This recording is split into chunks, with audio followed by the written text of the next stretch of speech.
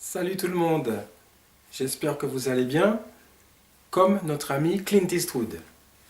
À plus de 80 ans, eh bien, il est encore fringant, le grand Clint.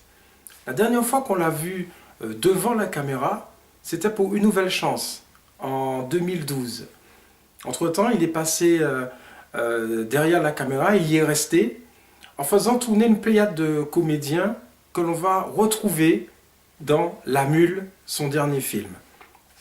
Alors parmi ces comédiens, il y a Bradley Cooper, qui fait le rôle d'un agent de la DEA qui traque le grand Clint, puisque celui-ci doit faire passer de la cocaïne pour un cartel mexicain d'un point A à un point B.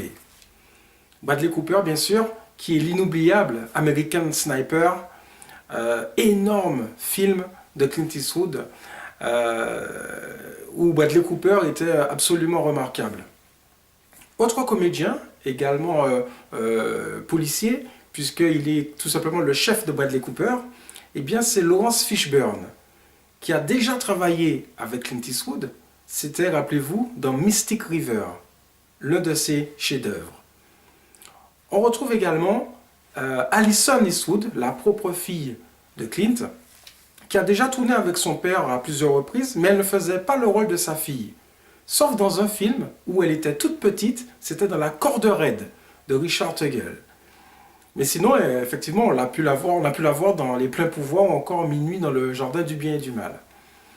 Et puis, il y a deux nouveaux venus. En l'occurrence, Andy Garcia.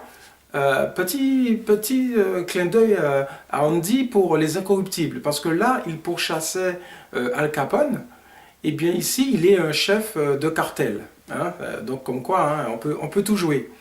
Et puis, il y a l'immense actrice Diane West, qui fait sa grande entrée dans la famille eastwoodienne.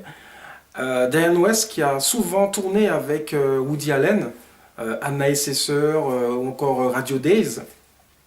Et puis, qu'on a pu voir également dans L'homme qui murmurait à l'oreille des chevaux, par exemple, et qui est une actrice remarquable, qui, dans La Mule, fait le rôle de l'ex-femme de Clint Eastwood.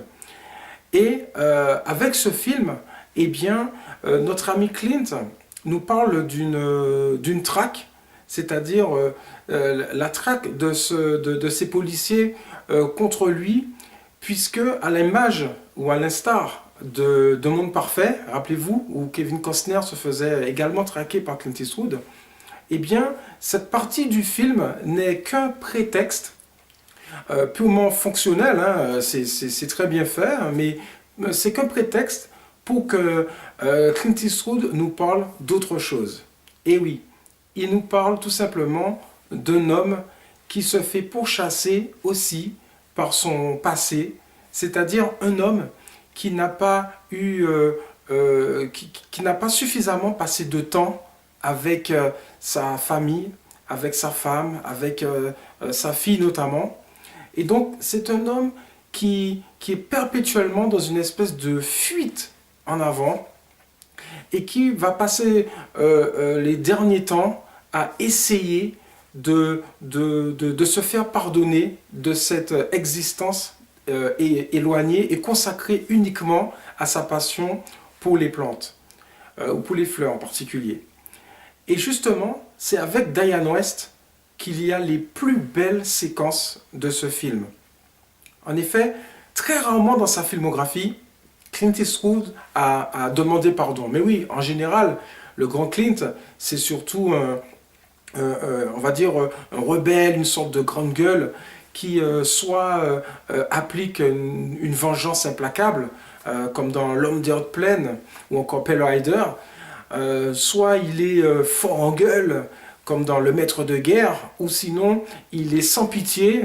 Combien de fois a-t-il exécuté les méchants de ses films, comme l'inspecteur Harry, La Relève ou encore Impitoyable.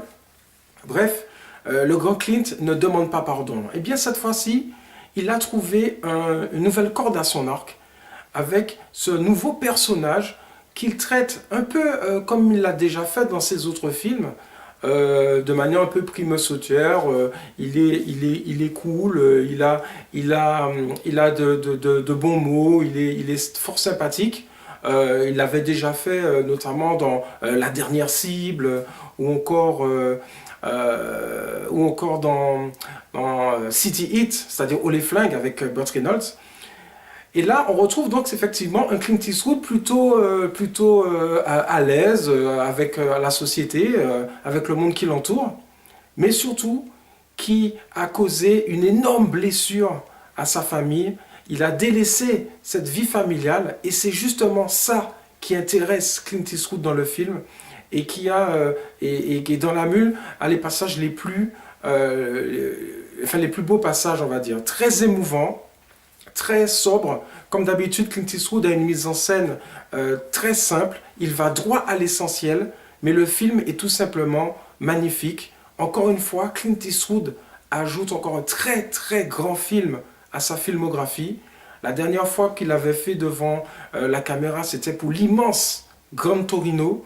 Eh bien, c'est encore le cas. Et il prouve encore qu'à son âge, il a encore la possibilité de nous donner encore du très très grand moment de cinéma. La Mule, à voir absolument, non seulement pour le grand Clint, mais surtout pour cette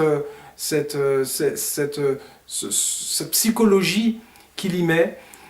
C'est un film bien plus profond qu'il n'y paraît, et sur le temps qui passe, et le temps qu'on ne rattrapera jamais. Voilà. Donc, eh bien, à la prochaine. Et en tout cas, le temps, moi, je l'ai pour vous parler de prochains films. Salut!